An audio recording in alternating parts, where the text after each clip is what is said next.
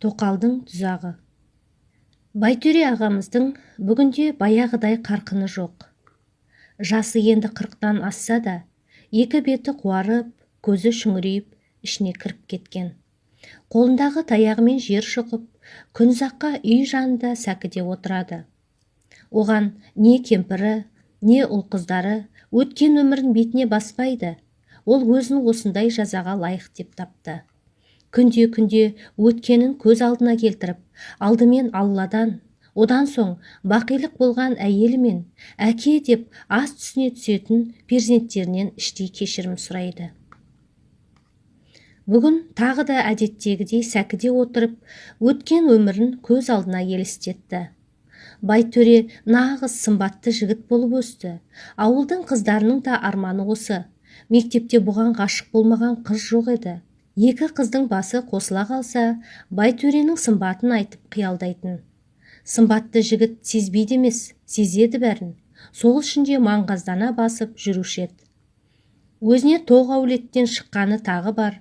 Сымбатты жігіттің қай қыз болмасын жары болуды армандайтын. Солай жүріп соңғы оқу жылына аяқ басты. Жігіт шырақ қыздарға көз қырын салмайтын. Күздің алғашқы айларында мектепке Байтөренің сыныбына қаладан жаңа оқушы қыз келді.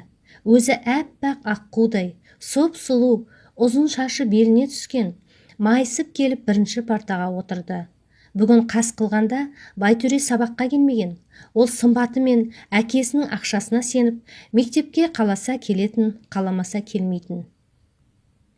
Білдей бір заводтың иесінің баласы болған соң, мұғалімдер де соның сөзін сөйлейтін. Ауылда еш қызық жоқ, кешке анда-санда ашылатын клуб та бір ай бұрын өртеніп кетті. Кешке жігіттер шығып, әр көшенің басында жиылып отыруды әдетке айналдырды. Әдеттегідей кешкі асын асығыс ішіп, жеңіл күртесін иығына жүре ілді де, кеш келем дегенді айтып шығып кетті.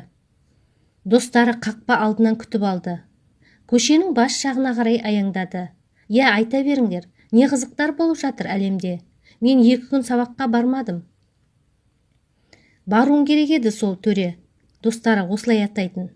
«Бүгін қаладан жаңа оқушы келді, нағыз сұлудың өзі, дәл сенің ойыңдағыдай» деп жағымпаз досы сөйлеп бастап еді.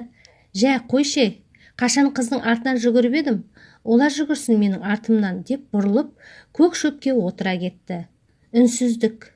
Біраздан соң үнсіздікті төренің өзі бұзды.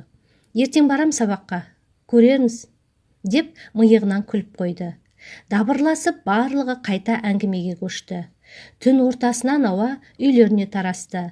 Ертеңне қанша ұйқысы қанбаса да, қаланың сұлуын көру үшін оқушылар түгел сабаққа келді. Төре де кіріп келді де Айнаштың жанына отыра кетті. «Ал айта отыр, біздің ауылымызға неге құмарта қалдың? Әлде қалада аштық жарияланды ма?» «Сәлем, алдымен амандасуды үйренсеңші. Сенің ауылыңа келгені шамалы. Әкемнің жұмыс бабымен тек 1 жылға келдік. Ұнатпасаң да шыдауыңа тура келеді», деді де Айнаш келесі партаға жайғасты.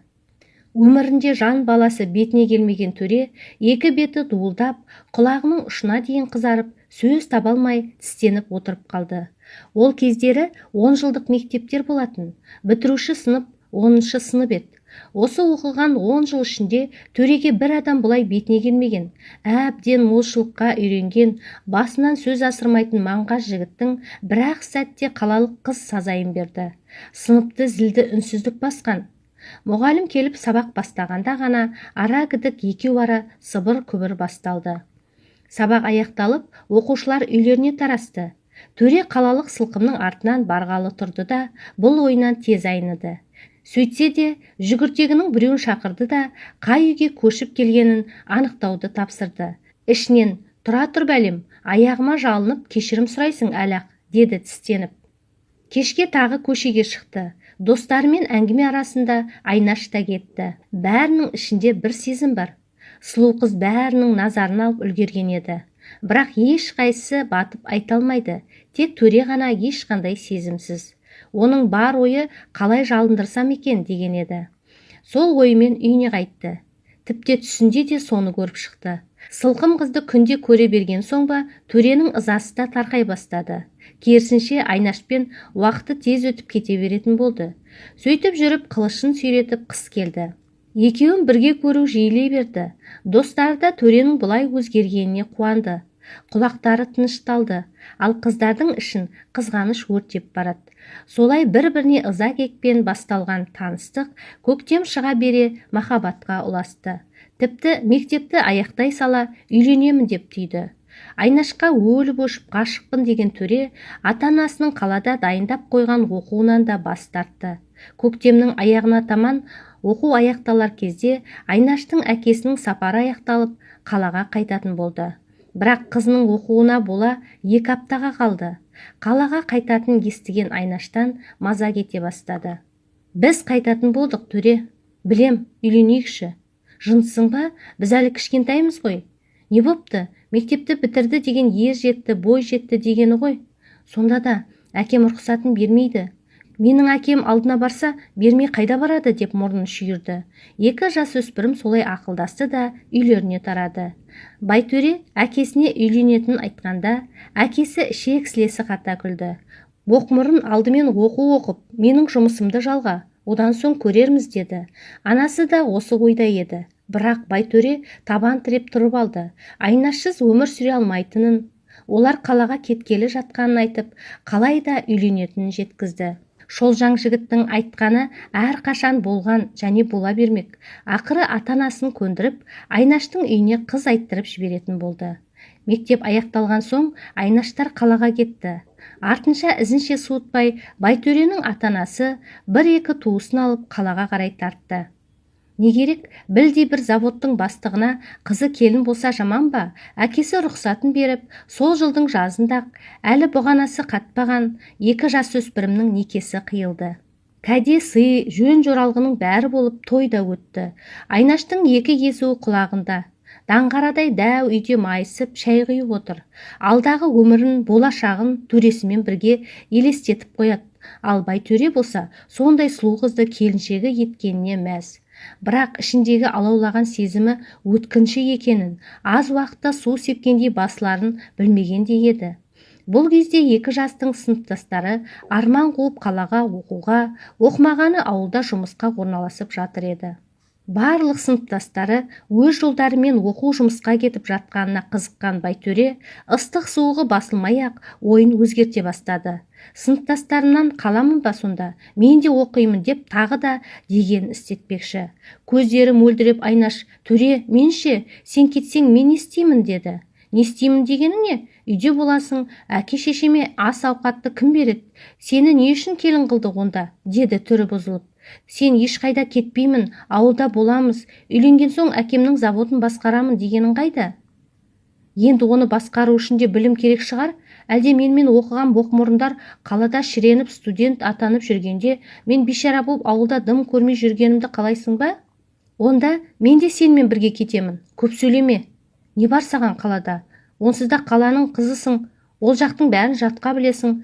Қысқасы әңгіме бітті. Ертең жолға шығамын. Заттарымды дайында деді де шығып кетті. Айнаш жылап бөлмесінен шықпай қойды. Онсыз да жап-жас қылып алғанына, оның үстіне өзі таңдап алмағанына ызалы жүрген ене келінінің мына жатысын аса жақтыра қоймады.